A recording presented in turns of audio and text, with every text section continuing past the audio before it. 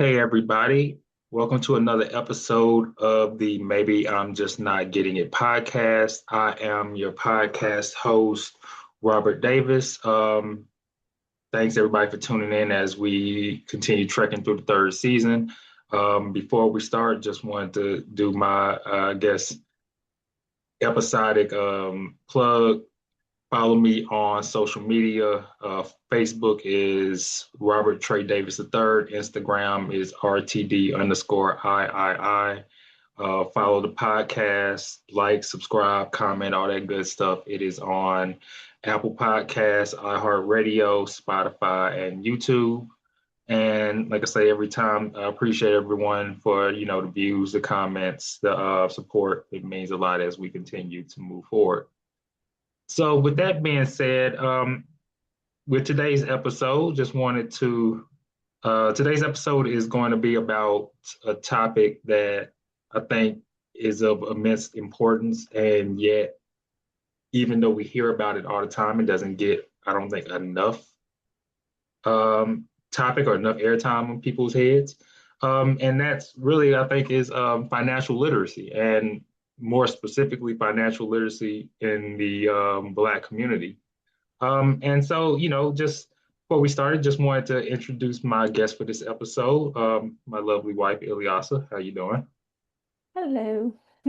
Yes, and Ilyasah has a wealth of knowledge in this area and a wealth of experience in terms of um, advisement and consulting in financial wealth and philanthropy, and thought, she would have a good perspective to bring to this conversation. Yeah, I appreciate you inviting me. Excited to dig into this topic, you know. Yeah. All the songs talk about it. Money makes the world go round, cash rules everything around me. So, you know, this whole when we're talking about financial literacy and wealth, there's really so much we can dig into here. So, It let's does. get I into mean, it is. It is. It's a million things to kind of get into, and I think to start. Just I think it. To start, the concept that money rules the world, and I think the knowledge of those finances and knowledge of those financial systems are crucial. To gaining wealth, to building wealth, to understanding wealth. And I think in terms of just of an introductory type of sense. It's important to note that it just in terms of why this topic kind of exists. And I think one of the reasons why I wanted to talk about this was because I think the Black community has historically struggled kind of with financial literacy and wealth creation, and that's for a variety of reasons. Systemic, sociocultural, socioeconomic. We could talk about that all day. But I think at the end of the day, the impact or the result of that has been that there has always been a lag behind of other races, primarily white, even Asian to some degree, in terms of just financial literacy, wealth creation, generational wealth, independence, or just even. And when I talk about this, it's not even, I think, talking about generational wealth or wealth creation in terms of like old rich people in mansions, but just living above the poverty line, I think is a good way of looking at wealth creation in this sort of instance. Because if a family, if a family comes from an environment where they stay below the poverty line and they are able to build through, wherever that is, whether that's ownership of property, saving of money or whatever the case is, and get themselves into that position where they're no longer living below that line, that's a form of wealth creation. So, I mean, I think, just I think it's important to note that, just that the Black community has kind of struggled with that, and just kind of wanted to get your thoughts on why, just to your perspective, if that's the case or why that's been the case. hmm Well, I think, first and foremost, when you're thinking about like the Black community, and I know it's very easy to compare the Black community to other races and what they're doing. The reality is that like our starting lines, Like we didn't have the same starting lines. So we just have to acknowledge and recognize that. But even though we haven't had the same starting line or the same privileges as others, there's still a lot of opportunity that exists. And I think that because where we have started and where we come from is not the same, that we also can think differently about how we are creating and building and sustaining wealth within our community. And really, I think at the root of that is just that, us coming together and thinking about how we can collectively um, pool our wealth to grow it. And so it's not that we aren't like, I just think with the lagging, we have some catching up to do, but that there are ways that I think we can do it differently and still build that wealth regardless of where it is that we are starting. Yeah, I mean, I definitely think there's ways, obviously, no matter where you start in the race, you're always in the race. So you always have a chance to kind of compete in it. So there's definitely Hmm. areas to kind of to make that happen. And I mean, I think back to the point of why, why I chose the topic is, I think that financial literacy and just the whole concept of it is essential to empowering and uplifting the community to be able to, be able to create on its own and not have to feel like it has to depend on something to be able to create well for it. And just to note that it's still, I guess, stigmas and barriers that kind of impact, at least in my opinion, that there still seem to be stigmas and barriers that kind of impact. I want to say the Black community's ability to kind of fully embrace this topic to a degree.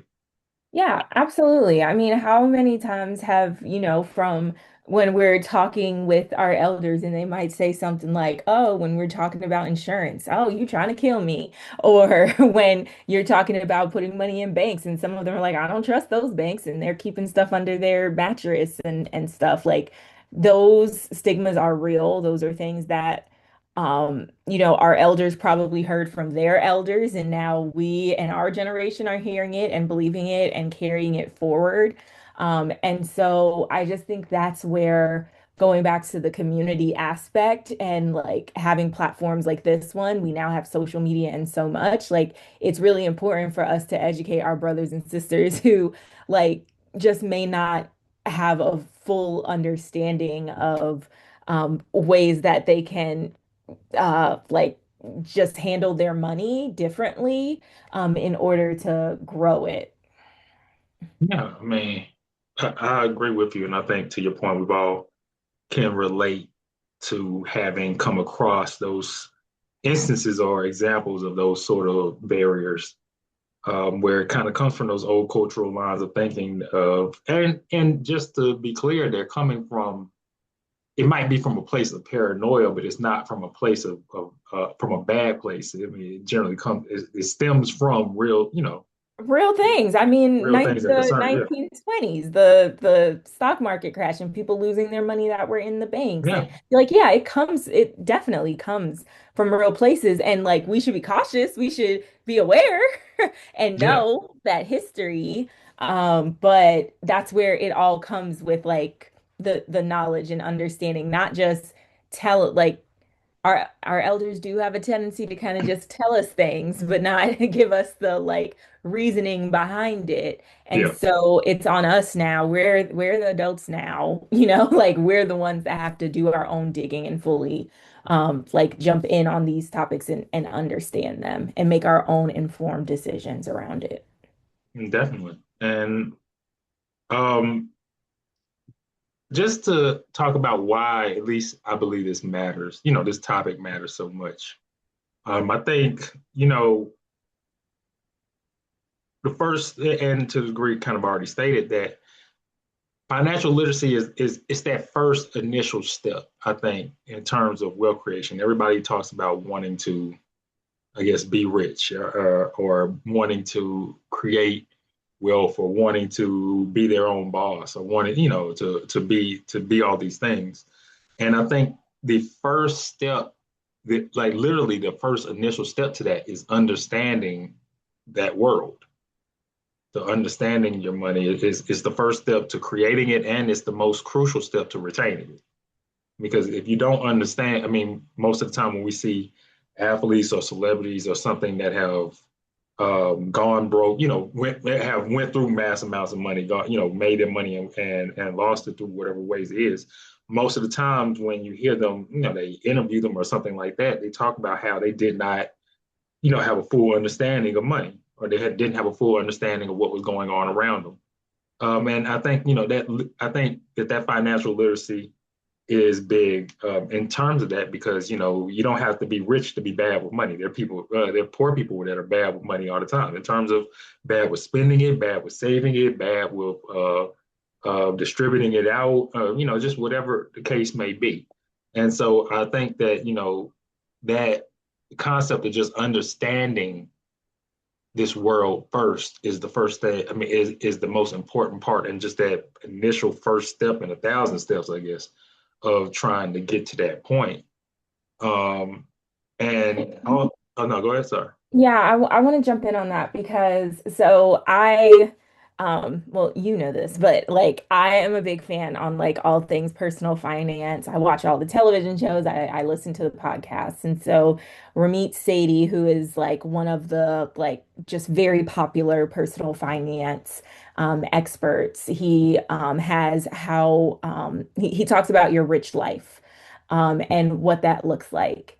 And so we can see on TV, this like lifestyle, this glamorous, like popping bottles and spending money, lavish lifestyles. Like that's what we see, but that's not what everyone's rich life looks like. And the way that he talks about your rich life is like, what do you value and what would you want to pour resources into? And so that could look like I want to travel every month, like that could look like I just want the freedom to go get gas and not have to like check my bank account when I'm going to get gas. Like that might be your rich life. And so it's really important for folks to like think about what is like visualize, have a goal because by having that goal, it's all going to come back to your attitude and mindset. If you don't if you don't know what you're working towards, it's hard to get motivated to know like why am I saving? I could just spend it. Why not just like Yeah. rack up these bills and not pay them? I don't need it. Like it's fine. They're not going to do anything to me, you know? And so, but if you have things you want to do, that can then be a barrier. So it all comes down to what's your attitude and mindset as well as you're like dealing with money. And you have to be in a right mindset, I feel like, in order to take these steps to be building your wealth, to be saving if that is your rich life. Like some Yeah. people their rich life literally might be I don't mind living paycheck to paycheck because I don't know how long I have to live and I'm just going to spend it. Like Happiness that looks might different work for for different you. people. Yeah. It looks different for everyone. Um, and you Yeah. might not have kids. You might say, look, I can't take it with me when I go, so I'm gonna spend it. So, like, want to also acknowledge that not everyone's like goals and where they're headed, like we're talking about the starting line's not the same, the finish line isn't the same also within the Black community or for anyone. I mean, I think that's a great point in terms of just that mentality. And also noting that when it's talking about mentality, we're not talking about a good or a bad mind state, but just a difference in perspective or a difference in want or need. Because you're absolutely right. Um, and I think that's one of the things when we talk about financial wealth that kind of gets lost in the shuffle, is that it seems that it's this perception that everybody wants the same thing. Everybody wants to be ultra rich, thousand mansions. But most people, in my perspective and opinion, and I could be wrong, most people don't. I think most people, for the most part, want to do well enough to where they live comfortably. Mhm. And to your point, that's some people's rich life. And it's respecting and understanding how to get you to that point. And I think, to kind of go to to stay with the mind state thing a little bit, um, it's going back to why I think this is important because one of the things I think is the that kind of serves as a barrier to this is this concept or this stigma that wealth building is inapplicable to you, or it's or just have a ignorance towards it. And the way I kind of always say phrase it is look. I mean, and I think the reason I bring it up right now is because I think you kind of hit on it in terms of everybody's rich life looks different. It's because this isn't a just a rich person thing or a white person thing or anything like that. It's literally for if you just want to retire comfortably, this is something that applies to you. You know, it's not, I think sometimes when we talk, especially when I was coming up, I think financial literacy is a bit more of a digestible topic for people. And it's more of I shouldn't say digestible, more of a sexy topic for people to talk about now. But I think when younger, it was something to where it was, if you're talking about this, it's like, oh, I don't have millionaire money. You're talking about financial wealth, financial literacy, and building wealth. Like, I don't have that sort of money. And I think it's breaking that concept and that stigma that this is a high monetary value type of thing and not just everybody, a general concept that everybody needs to learn.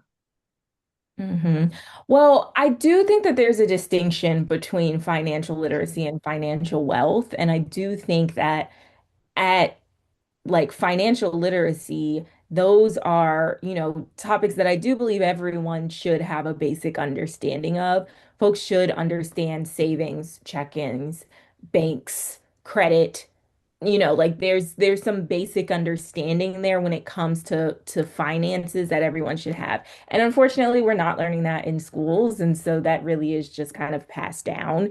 For the most part, they touch on it a little bit in econ, in economics, but and when we're talking about financial wealth, I feel like that's where we're getting much deeper. That's where we're starting to talk about life insurances. We're talking about investments. We're talking about estate planning. We're talking about like the generational wealth conversation. What are you leaving behind for those who come after you? And so, like, I can see where folks may not feel as though they're a part of those wealth conversations, and really, it's because first you need to have like this basic financial literacy understanding before you're ever ready to start talking about wealth building. But then I do think that there's an in between where they kind of start to meet each other because so many of us in our community, we're entrepreneurs. And so we're starting to build wealth, at young ages, and we may not have like the full basic financial literacy understanding just yet. Yeah. But that's where like it really is good for like you to have a community, have a village who's able to help guide you and teach you as you are launching a business to grow it and thinking of ways that you can take it to the next level if that is your goal. Like some people just love to make floral arrangements and that's their thing. And maybe they only want to do 10 of them a week and that's fine. They're capped out. But for those who do want to like make it to that next level, they want to be, the head floral person in the world who folks are referencing, like then that's where like you do need to do some learning. Like there are ways you get there Mhm. and knowledge is very key in getting you there. Yeah, I mean, it definitely is. Is that knowledge is that thing? It's kind of like that. It helps you sharpen your tools to go forward. Um, and I mean, I think you bring up a few things here that I think are interesting points I just wanted to touch on.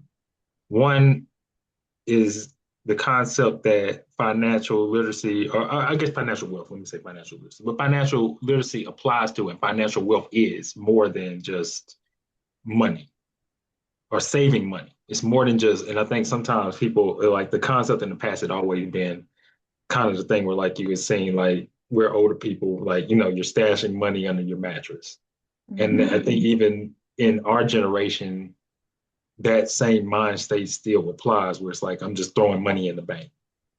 Like, I think a lot of people's ideas of saving financial, that building that kind of rainy day fund is your concept of, like your jar of money sitting on top of the refrigerator or a savings account.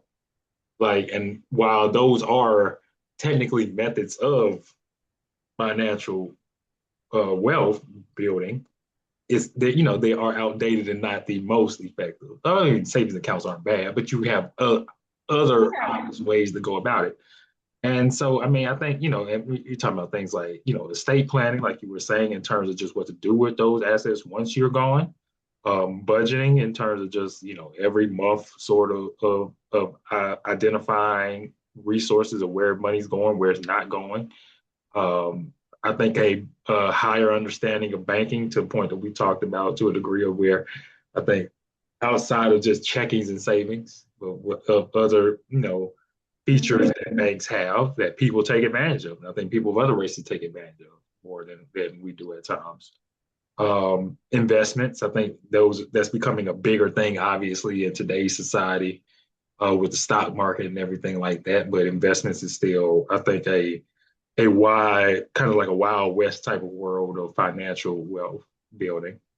Um, uh, and other thing, but another thing I wanted to talk about was that before I kind of lose a thought, um, with I think there have been multiple issues that kind of kept people out of this conversation. Um, to your point that you talked about a little bit in terms of just lack of resources, lack of assistance, lack of knowledge, and just how it can be hard on your own to obtain those or just get into spaces where that information exists or where those resources or where those opportunities exist. And I just wanted to pause to say I think those two elements are also things that kind of weave themselves into why some people don't enter in this conversation. Uh, Mhm. and because they're just not aware of it, and it can be intimidating or daunting when there's so many things that you're not aware of that you're trying to learn about. Yeah. So when you're talking about like going beyond just saving money, there was this lady on I was either on Instagram or TikTok, but when I say she really ate with this line, she said you cannot save your way to wealth. You have to invest your way to wealth. And I remember when she said that, I got chills because I, as much as I'm in it, I'm reading, I'm doing the things, I have my checklist. Like I want to meet my goal for my emergency savings. I want to have my goal for saving for a house and for a car. Like, but it's all sitting in savings, right? And so, like, if I truly want to have financial wealth, I have to be thinking about investing. I have to be thinking about how am I growing this money beyond it just like getting its little, you know, 0.1, 0.2% sitting in an interest account. And so I learned that on social media. And I think, like, to what you're saying about lack of resources, that we are living in a time where we have at our fingertips so much where we're able to learn on this topic. There are so many financial literacy and financial wealth folks who are on social media, influencers who are giving us information. They may not be accurate though. So it is important to like double check your facts and like double check what people are actually putting out there, even if they are influencers. But it's out there. There's opportunity for you to learn and get in the conversation. And what social media also shows you is that there are people like you who are part of this conversation. Like literally, there is a social media influencer around financial literacy for everyone. And Preach. so it's finding the one you like you connect with and that you feel good about. You check a few of their videos and against like what is out there on in your secondary sources, making sure that it's actually real. and then like go in and make ha like update your algorithm. I hope this video finds people in their algorithm for them to know like there's a whole algorithm out there around financial literacy to help you be thinking about your money. Yeah, I mean, agreed. I've talked about that in a previous episode about education that I feel like sometimes it's this reliance on kind of, I don't want to say an excuse, but this concept of, oh, it wasn't made aware to me, where there's millions of financial literacy down to things as simple for children to as complex of topics as you want it to be. So, Mhm. as easy as Googling it to YouTube, on every medium that we have, to like you were saying, you can go on social media, on X, on Facebook, Instagram, and watch reels of it. So I definitely agree with you on that. And I think, it's just important that people know that, what we're talking about in these things, they're not huge acts. Some of these like simple steps can go a long way in terms of just putting yourself and your family's future, or the people that you care about future, in a better position, by doing this. Um, and so like just wanted to kind of switch gears for a second and kind of just talk about a few, I guess, examples of this, of kind of like this financial literacy, of why I think it's important. I kind of talked about, well, why this matters, but just different examples of it, of different things, I guess, regarding this subject. Um, One that I wanted to talk to you about and just kind of get your thoughts on was this concept of kind of like the survival mindset. And I think the survival mindset is a something that kind of fights financial literacy. It's like I won't say it's arch villain, but it's what combats it. I think a lot in people's heads. And that's really just this concept. I think that financial literacy can seem like a a privileged type of thought, or a privileged type of concept to bring up when people are living in that survival mindset of paycheck to paycheck, or I'm just trying to make it through the day. But the reason I bring it up is that it's still, if you're trying to get out of that survival mindset, one of the, I mean, not easiest, but one of your first steps to do so is going to be some sort of increase in your financial knowledge, whether it's your financial literacy, or if it's just not increasing your knowledge of what bills I'm paying, or anything. So I guess the first thing I just wanted to ask, in terms of, for somebody watching this that may be living in that survival mindset, how do you kind of reconcile with that, living in that and saying, I want to be more financially literate, or I want to embrace this world more? Mhm. Well, one, if you're living in it with a survival mindset, like that is valid. If this feels overwhelming, that is valid. If this feels like out of reach, like, you know, be hopeful. Like it isn't. Like there are, but you have to take care of yourself first. So what like Maslow's hierarchy of needs, like for all of my folks in psychology, what it tells us is that until your basic needs are met, you cannot like kind of go into this like self-empowerment and growth and all of that. You're thinking about like, where's my next meal coming from? So we just have to recognize that. And so, what the hierarchy of needs says is like making sure that you have food, that you have stable income and a stable job, employment, a roof over your head, that your health is taken care of, that you are in good relationship with others. And until those basic needs are met, like it's really hard for you to jump in and be thinking about financial literacy.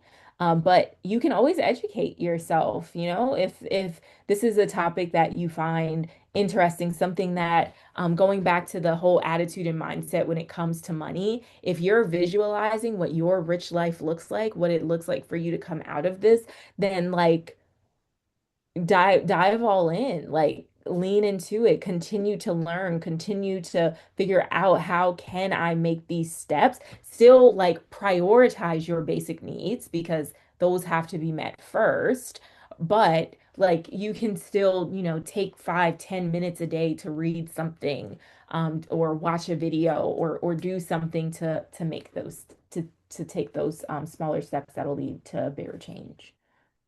Yeah, I mean, I definitely agree. I mean, I think to your point, when you're in that stage in that survival type of mindset, you have to make sure that you're living first. I forget the quote from Atlanta. The dude went off, but essentially, the guy was saying, you can't think about such things like budgeting or saving money when you're hungry. Like, you know, so I definitely get that, and to anybody to exactly your point, if you're facing that situation, you know, it's getting every day, making sure that you're covering that basic needs until you, and just putting aside anything you can until you can work your way out of it. And it may be slow, but it's still a day at a time. If that's what it takes to get there, then that's what it takes to get there. Um, and the next thing I want to kind of to talk about, or in terms of that, was just um, money management. I think in terms of this financial literacy conversation, money management. Um, People always talk about money management being key. And when I say that, some of the things I'm talking about in terms of that is things like budgeting, prioritizing, I think is big in terms of what is an expense compared to a need or a want. Well, prioritizing expenses in talking about needs versus wants. Um, I think debt awareness in terms of money management is also a big thing here because I think sometimes debt people don't take debt seriously, which can also increase kind of like which also can be a threat to this financial literacy type of conversation. And so just kind of want to get your thoughts on kind of just the concept of how effective money management techniques are in this era. I mean, in this area. Money management is super important, but like I can rattle off right now with your budget. Make sure that you're not spending more than 30% on your housing expenses. Make sure that you're breaking down your budget and you're thinking about what are your absolute you must have. And so that's your bills, your like lights, your house, your like you can't go without eating those things, versus what is just a want, which is, you want to go to a concert, you want to have a subscription to Netflix, things like I can rattle all of this off. Pay your bills on time. You shouldn't allow the interest to accrue. Pay your credit card off in full. Make payments every other week on your car, on your mortgage, and you'll pay it down quicker. I can rattle all of these things off, but the reality is, it goes back to what I was saying earlier, attitude and mindset. If you are not in a place to receive that, you're not in a place where you actually want to take those steps, it doesn't matter. We could talk all day ad nauseum about all of this. If you don't want to do it, you're not going to do it. So it all starts with what is your mindset and do you want to make a change when it comes to money? Definitely. I mean, I couldn't sum that up better myself, especially when you come to money management. I think nobody in the world is unfamiliar with the concept of money. So I think in terms of management of it, you're right. It is all internally how you perceive it at that point. Um, One thing I wanted to ask you, because this is something I've always found very interesting, and I think it very much ties into this financial literacy and wealth conversation in terms of credit. And you have a much better understanding of credit and use of credit than I do. I very much have a old Black person's understanding and use of credit. I don't trust credit that much, but I was taught not to trust credit. You very much understand and are able to work with credit cards and stuff like that. And I think it's important. And why I wanted to ask you this is somebody, because it's not too many people, I really think, especially younger Black people, that have a appreciation and are not scared or intimidated by credit, and a knowledge of credit. And so I wanted to just kind of ask in terms of that, why do you think that is, or why do you think credit has become is kind of like this big bad wolf to people in terms, credit scores, just how the system work, like the whole thing. Like it's kind of have this big bad wolf perception of people. Yeah, it's a lack of understanding. I think also we were told like for those who don't know, my husband and I, we went to high school together. We sat in the auditorium, and what did they say to us before we graduated? When you go to college, don't get those credit cards. They're going to be in the pit or They're gonna be on high interest, campus. and they're gonna be high It's going to be interest, and you're high gonna interest. Don't sign up for the credit card. We were told that. And how many TV shows do we see that storyline? One on One definitely had one. Moesha definitely had one. they all Like have one where they got a credit card, and then they they by all the got end of a the credit episode they had card. to get rid of it. Yeah, And so, like, these are the messages that we have received when it comes to credit is that just don't do it. Don't use it. Don't like just no. You see it in an application, you get it in the mail, you rip it up. There's nothing you don't have to do anything with your credit. yeah, And so that's why yeah. that's That's why it true. gets a bad rap. And I think for me and why like I have become like just I read up on it. I read up on credit and I realized that like if you know how to work it, it works great for you. You mean I don't have to spend my money to book this flight that I might cancel. So you're not going to take it out of my account. I put it on my credit card, and then if I cancel it, you're just going to put it right back on my card, and I don't have to pay that off. Like it's not my money.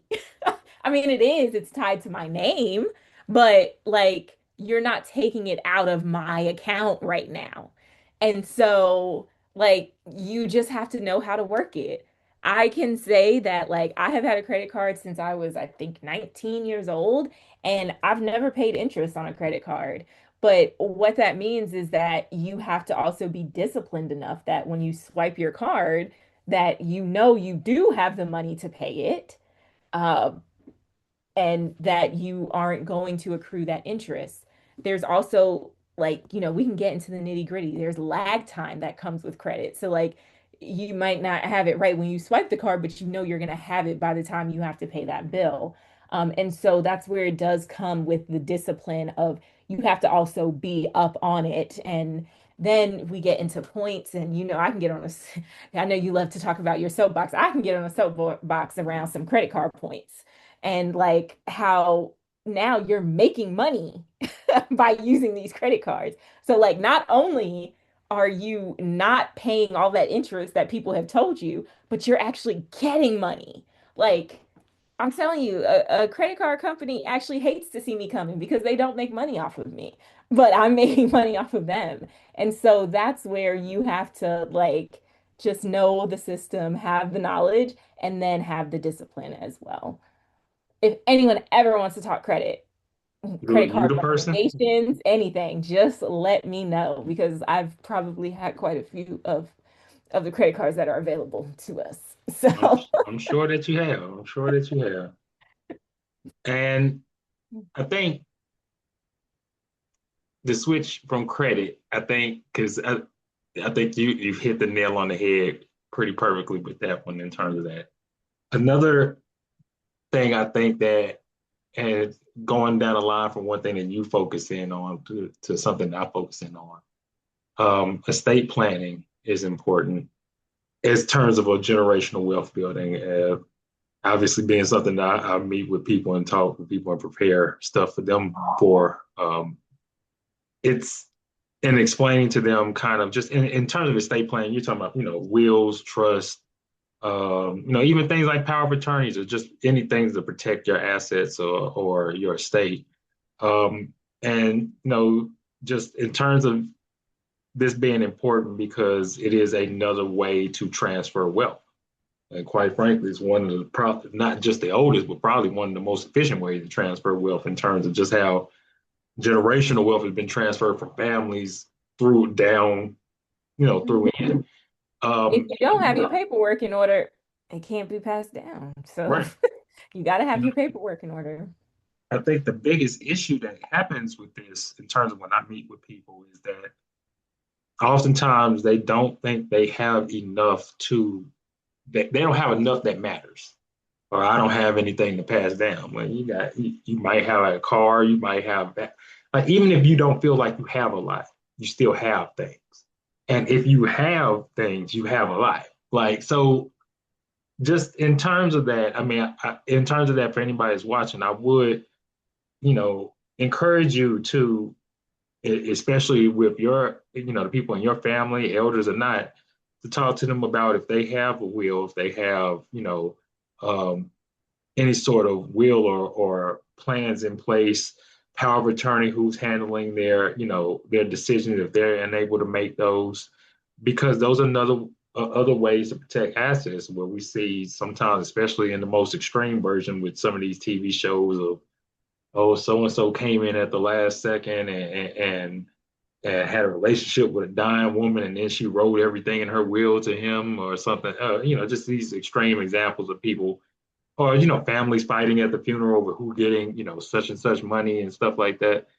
And just these are again ways to transfer wealth. I mean, a lot of times you can have. I mean, if, a sharecropper could come into ownership of a farm and will that to his children, and they will that to their children, they will that to their children. And that's a way of passing ownership of property through several generations, just through that one thing alone. And so I that's have something. a I have a question for you because I know we're talking about passing down wealth, but to the point of maybe I don't have that many assets, but also like I feel like something that's also important to bring up here, especially around wills and power of attorneys, is that I do feel like in our community we also wait a very long time before we ever begin to think about or create these documents. And Mhm. so, are there like life event triggers or anything? Like, when would you recommend actually going about creating like your estate plan or even thinking like at a basic level about what comes next when we leave this earth? I mean, I would think that's a good question. I would say life events are definitely benchmarks to go by. I think to your point, a lot of times in our community, the life events that we wait on are like a severe illness or a severe incident. Like, so yeah, it's not best to wait until you have a heart attack to say, okay, now I'm gonna write a will when I'm in the hospital. Like, I think those are generally what we wait on. I think if anything, it should be maybe birthdays. It should be uh, ages. I think if nothing else, like, oh, I just turned 30. Maybe it's time for me to look at Hmm. drafting a will. Oh, I just turned 40. It's time for me, if Yeah. nothing else, that. If it's not when I had kids, maybe it's time for me to consider that. Or, oh, when my mother passed or when my mother fell sick, maybe it's time for me to consider that. I think, if I think there's different ways to judge those. I mean, any sort of life event, I think, at once where you should consider it. Hmm. But those would be what I suggest. But I do agree. I think oftentimes we have a tendency to wait until things get drastic, or it's like you're doing it at the last second, 24 seconds left on the clock, and everybody's trying to get something done where it's Yeah. almost like a deathbed type of will type of thing. And Hmm. yeah, and I think that's mainly because sometimes I think, especially in our community, we view estate planning. I was talking to a lady today, and she was just talking about how this was like she was saying, and she was a single lady, she didn't have kids, and she was saying how this was scary for her, so she couldn't imagine how it would be for somebody with children or a family. In terms of, I think this is some stuff that people don't, just for one reason or the other don't like to talk about, because it is to a certain degree facing your own mortality. And that's not a comfortable subject for everybody. And so I think, the more often that you get comfortable with being uncomfortable in that, the better. For any sort of life event, I think it is the right time to look at it. It's never too early because you can always revise it. Like, it's never too early.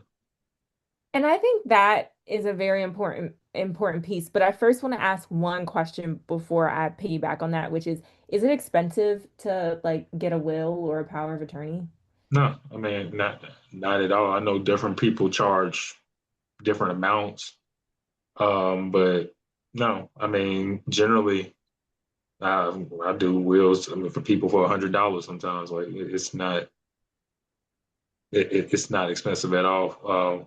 Depending on who you, I mean, you go to, and wills can be as simple or as elaborate. Any of these documents, any of the estate planning documents, wills, trusts, all of them can be as simple or elaborate as you want to be. When you get into like more elaborate type of documents like trust and things, it might be more setting it up, which costs a little more. But essentially, in terms of the distribution of assets part, they can all, I mean, be as elaborate as you like. Yeah.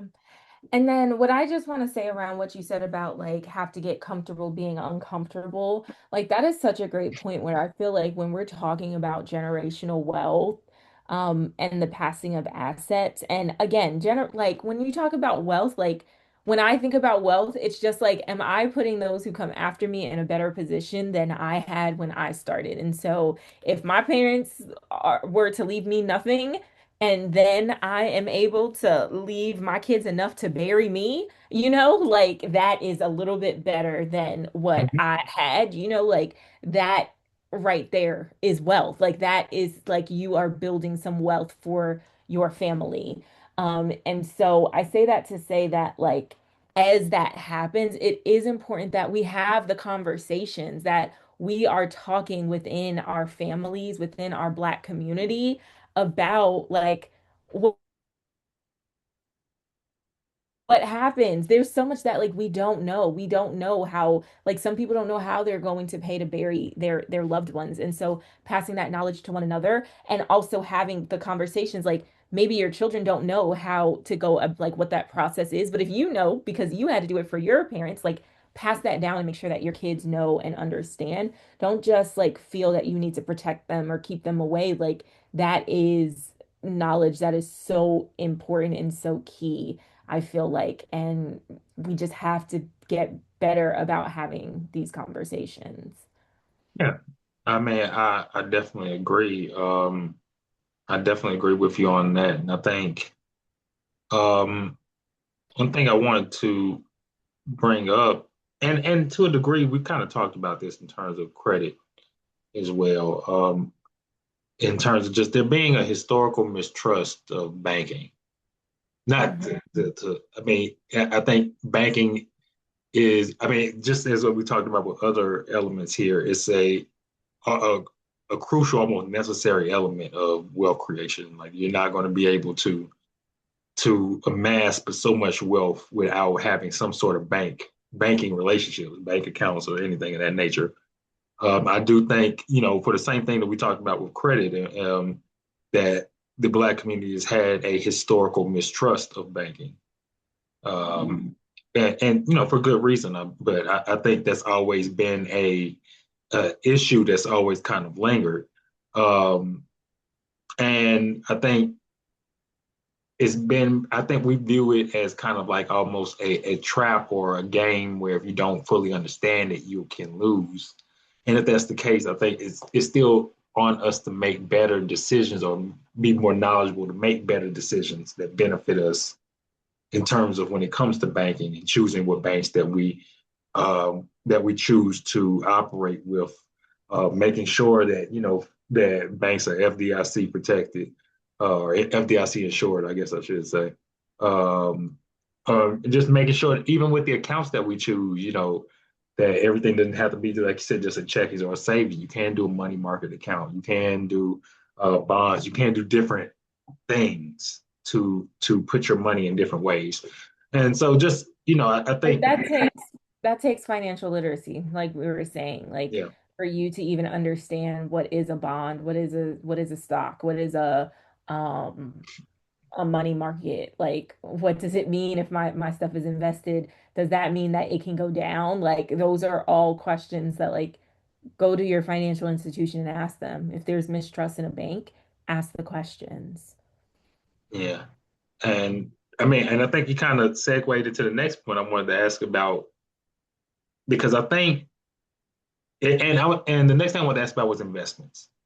And because, and when I think investments is a very hot topic. People we especially see everybody talking, with the stock market.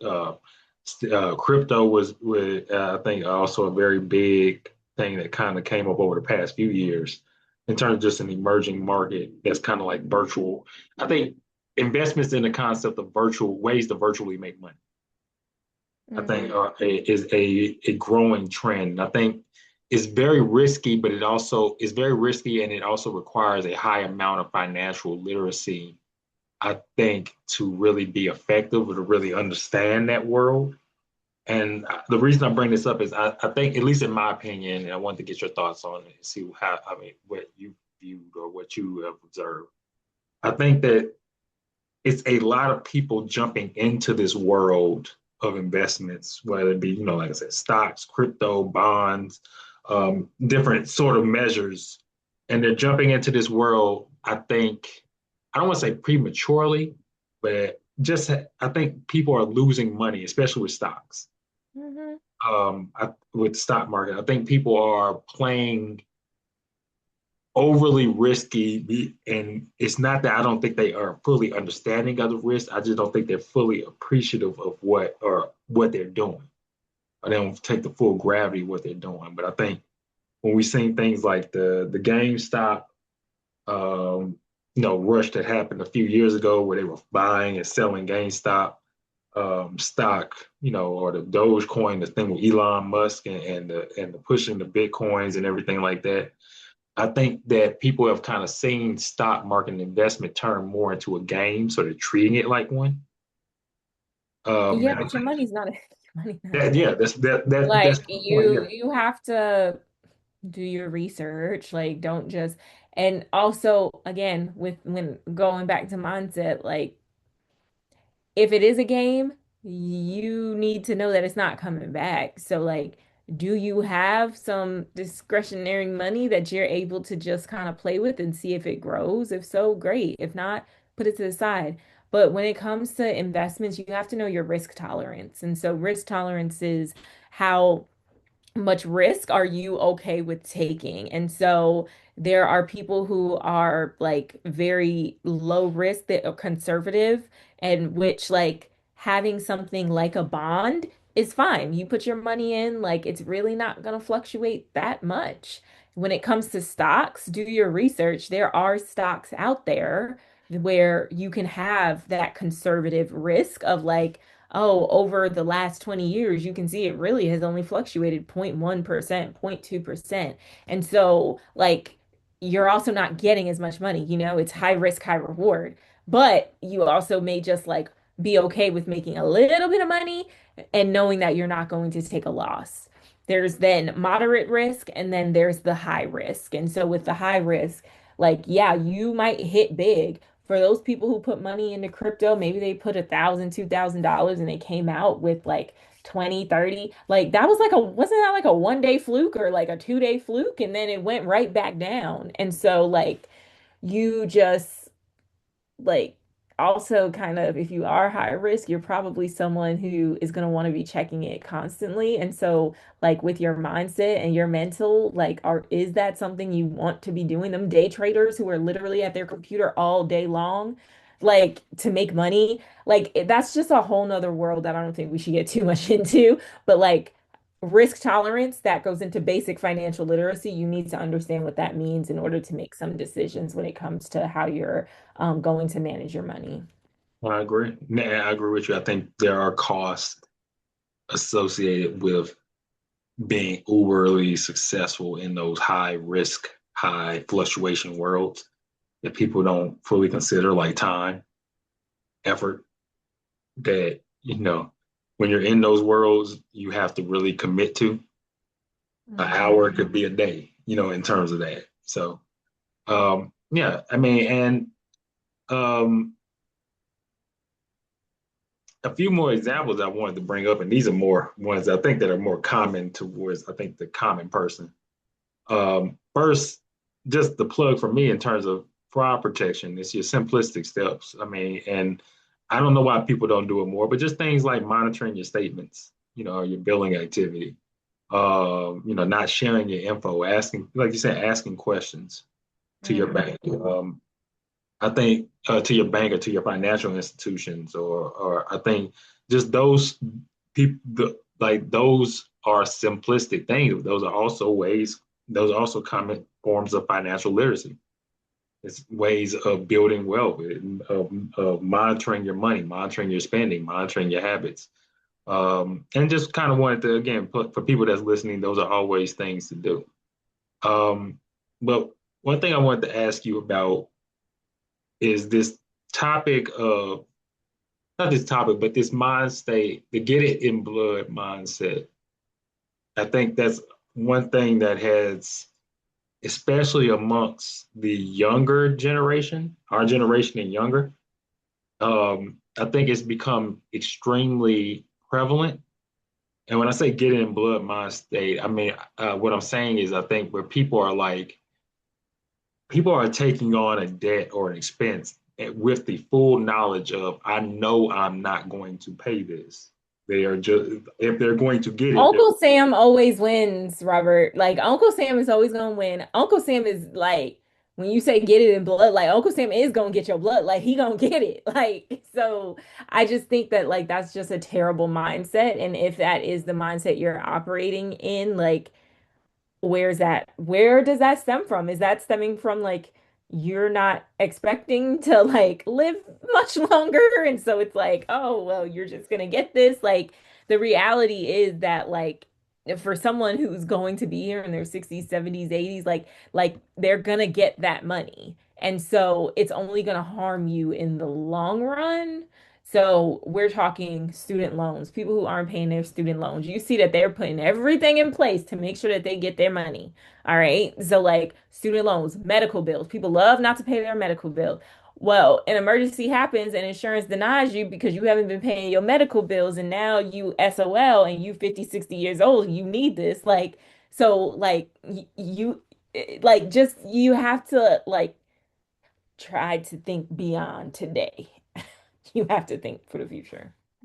I would agree. I mean, and I think you summed it up perfectly. I don't think enough people, especially with younger, our age or younger, I don't think people don't think that they won't be living there. I think that it's just a concept of not having the foresight of it. Like I'm not in the concept of thinking about tomorrow. I'm only thinking about today.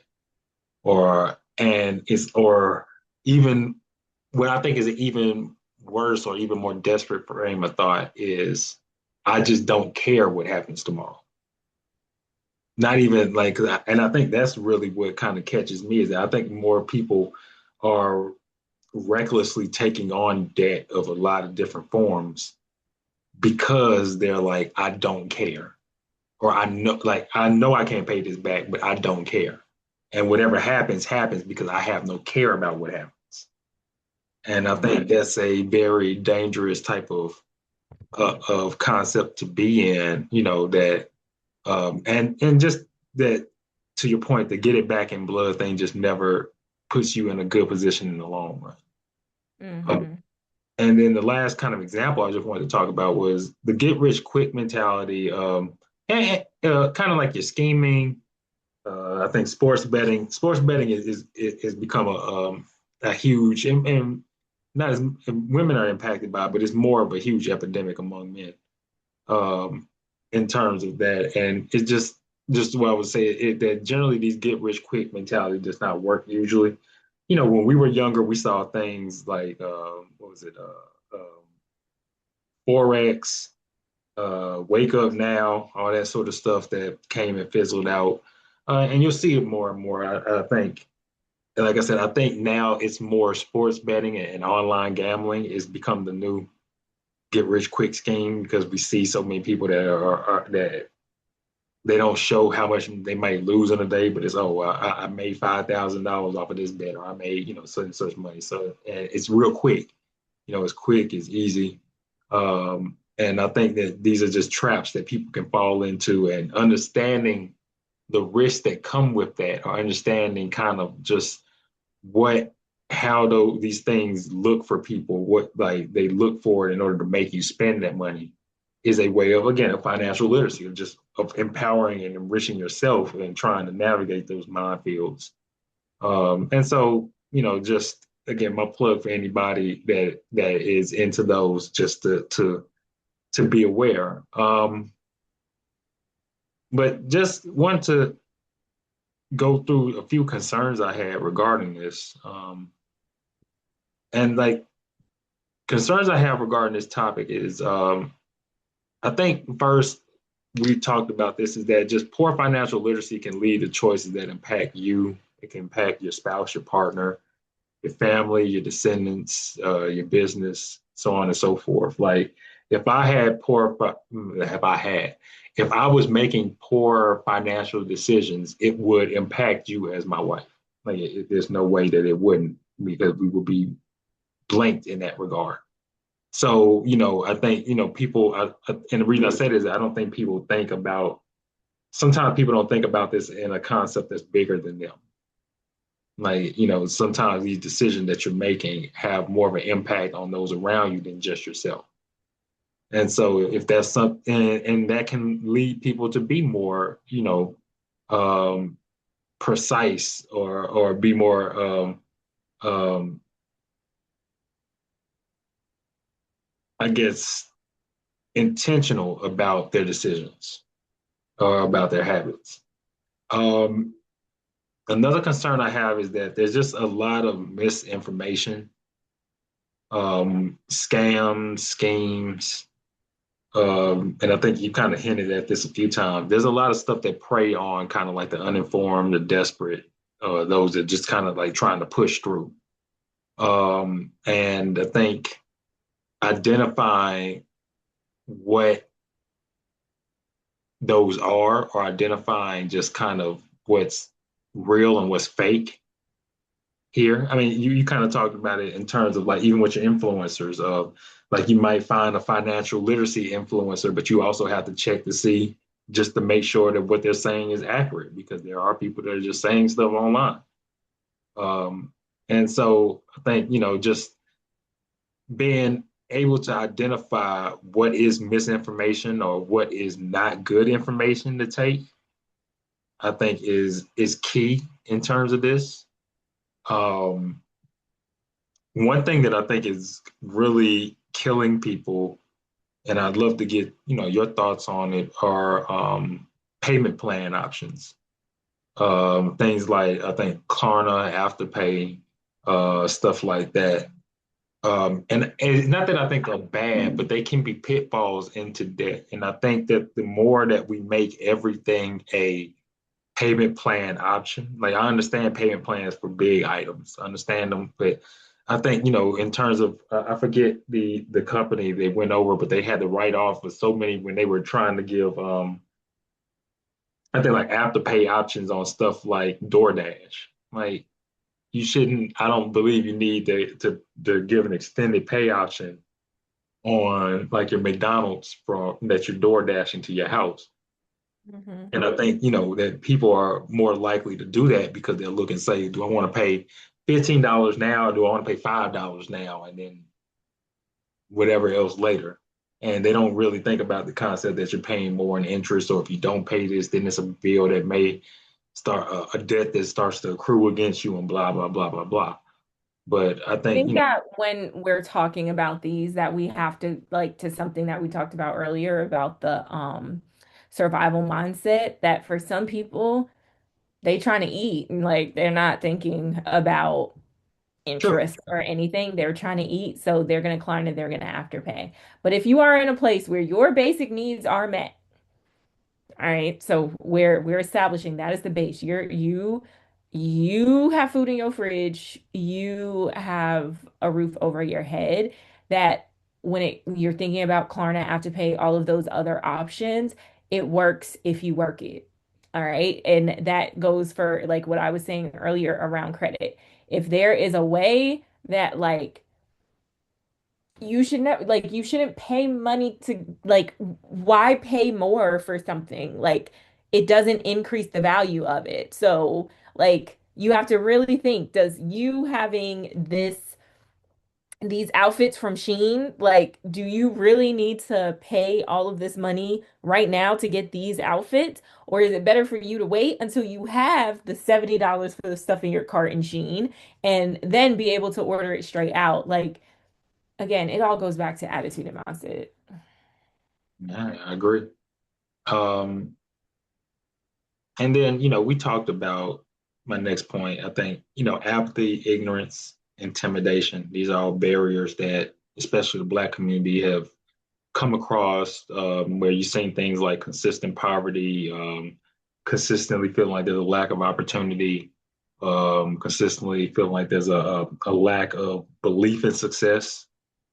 I think are all things that the Black community have struggled with that have led to kind of like this issue or this lack of financial literacy or this lagging of financial literacy. I think that those are just issues that we're always going to be dealing with until more people, I think, feel like they're in positions to where they're doing better. You're always going to have that. Um, we talked about the live for the day mindset or the survival mindset. Um, Both of those, I think, like I can understand the survival mindset more because that is from a concept of survival. To live for today, like I just don't care about tomorrow. I think that's just more just being like, oh, like fuck it, I don't care. But both of those are short term initiatives that don't breed long term planning or long term success. It And so, doesn't. Well, also, when you think about, like, for my millennials in particular, this live for today mindset is hard. Like, we're fighting against what we have been told for a long time. All them songs that were telling us we need to live for today, YOLO, like that, like that's what we were told as we were coming into money, YOLO, the whole, yeah, what's that, Neo and Pitbull song? Um, I knew my rent was gonna be late about a week ago, but I'm still at the club popping bottles. Like, yeah. like we have heard this, okay? But like, y'all, we are the adults now. And so we need to overcome this. We need to be like, it is tomorrow. All right. We live for today. It's tomorrow. So now we need to like get our stuff in order. And we know tomorrow might come. So like we got to be ready for it. And then one question I wanted to ask you, I know you've talked about this. Um, we talked about the educational resources that are out there for people. Um, and I know we talked about how those resources exist, and they're easy to find, and they're plenty. In terms of they're accessible. Um, the concerns that I have, and I bring this back up, is that we don't take advantage of resources. And I think sometimes, back to the point that you were saying, oftentimes the first rebuttal to that or excuse to that is, I wasn't aware. But oftentimes I think people, even if they're not directly aware something is, they're aware of how to find it. So they are aware. Like if you wanted to, if you like, I doubt that most people, if they wanted to understand any of the stuff that we're talking about, they wouldn't know to just say, I can just Google this, and something will pop up. Like I think that common concept. Yeah. And so the question I ask in terms of that is, um, and you may have a different perspective, so let me not put words in your mouth, but the question I've always had to myself is, why do we not take advantage of these resources that we know are out there the way that I believe others do? We really might not know though. And so my question to you is like, amongst your friends, have you had this have y'all talked about money and wealth Mm-hmm. amongst We your have, friends? but I also will say that I know that we aren't the prototypical, or every friend group isn't going to be working like that or have those sort of conversations either. So I How don't. often are y'all talking about it? I mean, I think to a degree, I don't know to say how often, but we have an investment club. So, like we do talk about like money and investments and things of that nature. Um, we, me and Chris follow up on it, every once in a while in terms of talking about it. So maybe I can't even say every month. I can't even say it's that frequently in terms of as a group.